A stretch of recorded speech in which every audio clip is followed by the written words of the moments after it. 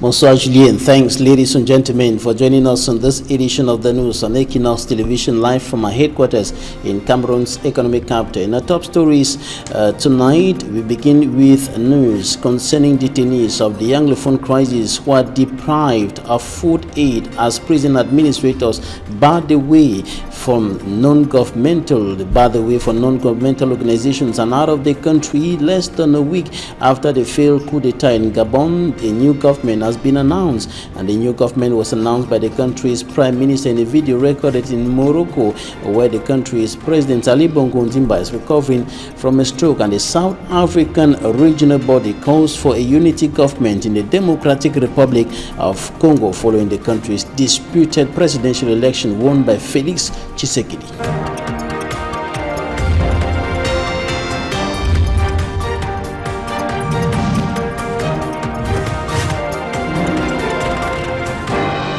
Babila Jonathan, good evening. Thanks, Julien Bet. Besides, thanks, ladies and gentlemen, for staying with us into the second segment of this newscast as the crisis rocking the northwest and southwest regions of the Republic of Cameroon continues deepening further. Human rights defenders have continued decrying the poor and even precarious conditions in which many of the persons arrested and detained in connection to the deepening Anglophone crisis are living in incarceration centers across the country. Paradoxically, they are equally deprived of food aid from men and women of goodwill, one of the non-governmental organizations that have been on the ground bringing food aid to displaced persons and other victims of the Anglophone crisis. The Aya Foundation was recently barred the way in some prisons in the nation's political capital, Yaoundé. The organization brought some food aid to the detainees of the Anglophone crisis and other inmates of the Yaoundé Central and Principal prisons, but the food aid was simply rejected by the prison administration. Innocent as it has more.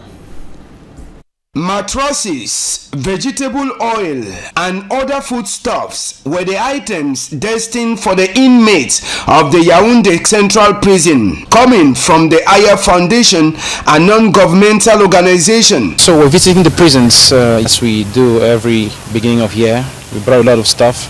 We're authorized to come into the prisons in Yaoundé. We're not given any reason. We believe we of the Aya Foundation is just the summit of human cruelty to fellow human. There is no reason why you deprive people in detention from benefiting from foodstuff from people who want to help them. Foodstuff and basic necessities is just human wickedness. That's the only thing. There's no reason beyond that. The items that were already inside the prison premises were transported outside after the prison administrator gave orders for them to be taken out. The things we brought are already inside when suddenly the prison administration rejected everything and threw everything out and threw us out. Up till now, we're not told why the things were thrown out. It is a shame to the Republic. It's a big shame. After the rejection of the items, a plan B has already been envisaged by the Aya Foundation. There are a lot of people throughout the national territory, Yaoundé, Douala, everywhere that are in need of this assistance. So in the coming days, we just distribute to them according to priorities. It's as easy as that. It's not even enough to take care of people who need these things. What we took to the prisons is not enough. All of our attempts at getting into contact with the Kondengi prison administrator were abortive. We couldn't authoritatively confirm if he was the one who refused the gift from the Aya Foundation, and also that he received instructions from the hierarchy for him to do so. This is happening at a time when over 200 Anglophone detainees were just freed by a presidential order. Manji Kangebe reporting there on the situation concerning detainees of the Anglophone crisis who are being deprived of food aid brought by the Aya Foundation, notably those in the Yaoundé Central and Principal prisons in the nation's political capital, of course. And now we're going to take a look at the situation of some two young ladies in the west region of the country who are crying out loud that their rights are being violated by a certain Taga who lives in France. They are demanding for their children who have been taken to France against their will by the said individual, who is, however, decrying and rejecting all the allegations brought against him. For me, Armstrong Sanda. It is a story of Emile alias Makafosi, 37 years old, and Michel Olive, 32 years old, both in love with a certain Jean-Marie Taga for over 20 years now. Emile alias Makafosi met Jean-Marie Taga in 2005 at the age of 19, and Michel Olive met him in 2007 when she was just 23 years old. Jean-Marie Taga, in his 60s, lived in France and was married, but the girls did not know about his marital status following their explanations.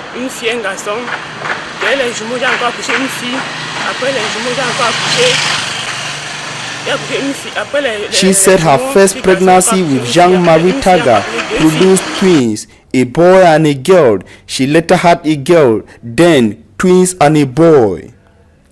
After several years of cohabitation, Mr. Jean-Marie Taga, who claimed that the women were aware of his marital status, proceeded to acquire necessary documents and took away the 9 children over to France. L'amour envers mes enfants. Mais quand il a commencé le 3 octobre, il m'a enfermé dans la chambre le 3 octobre pendant 3 jours. Things then went sour between Mr. Jean-Marie Taga and the women, who accused him of forcefully taking their children away from them. Il faut que tu sois toujours d'accord avec lui.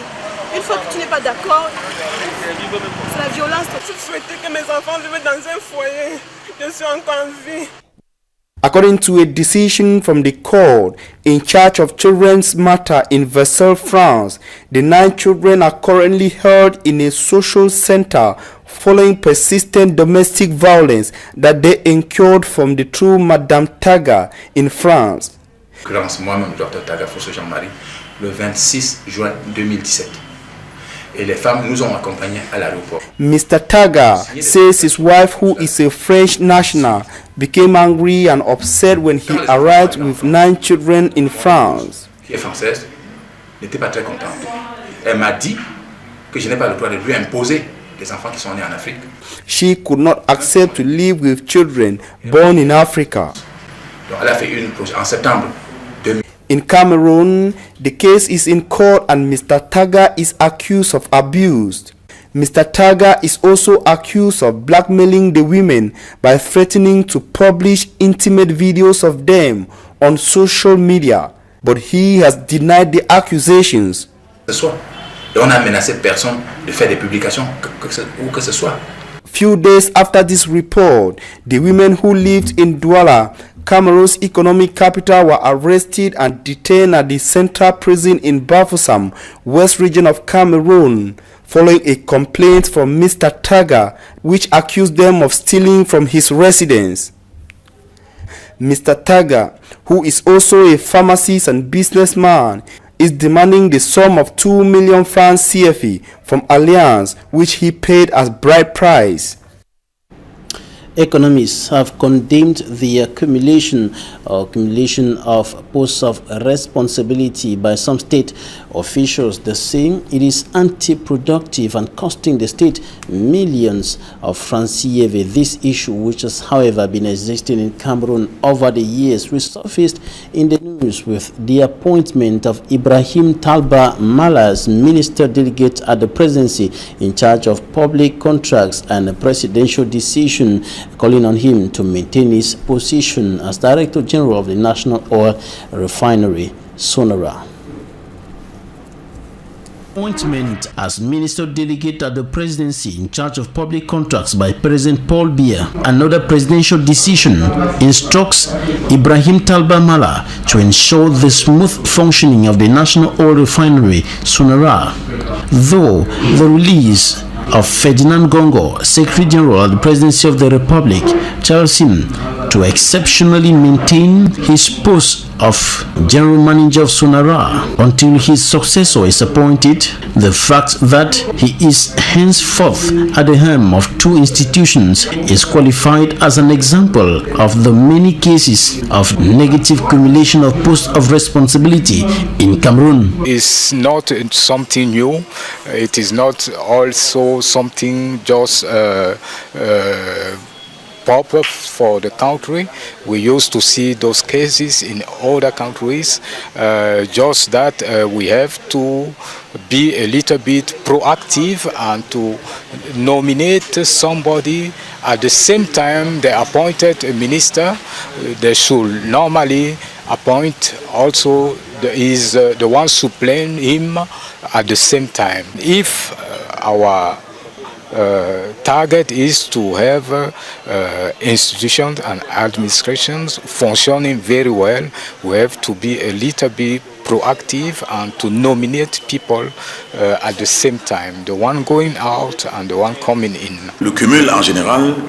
Such cumulation of posts generally exists because the head of state does not take timely decisions. When he appointed Talba Mala as public contracts minister, he ought to have replaced him immediately, but we're used to being slow.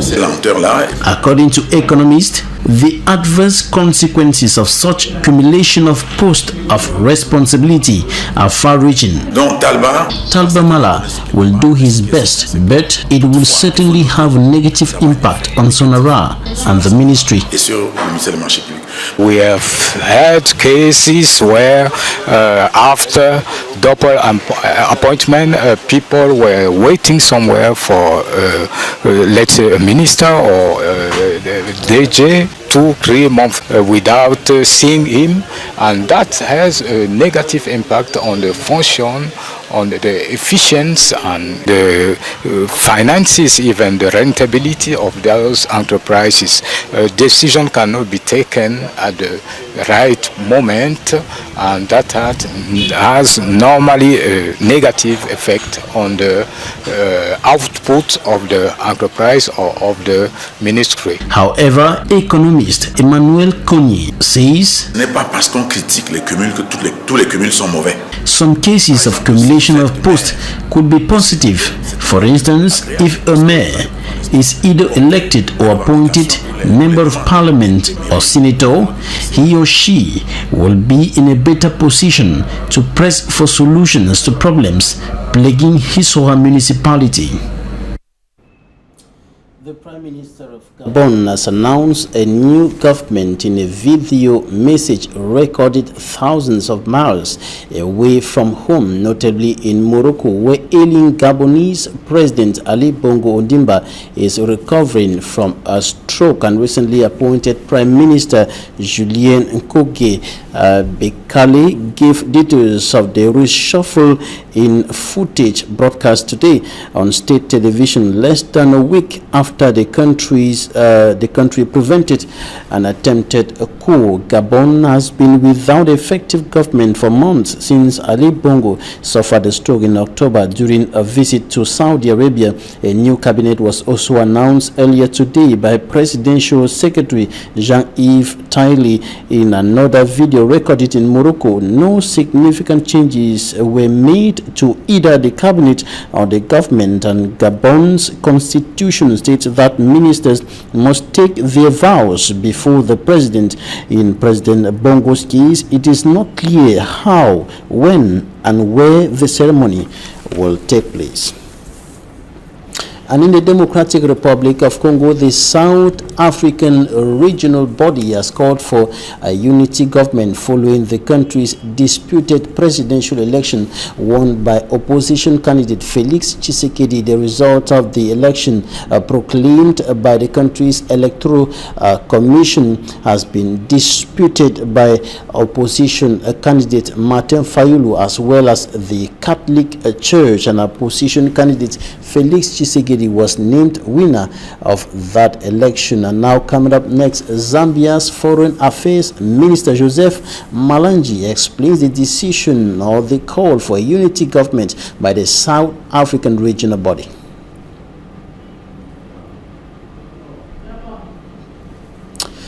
we're going to draw the curtain on this edition of the news. Thanks, ladies and gentlemen, for staying with us. Good night. Good night, Julien. Bonne soirée à vous, Babila Jonathan. Mesdames, Messieurs, c'est la fin de cette édition bilingue du journal. Merci de l'avoir suivi.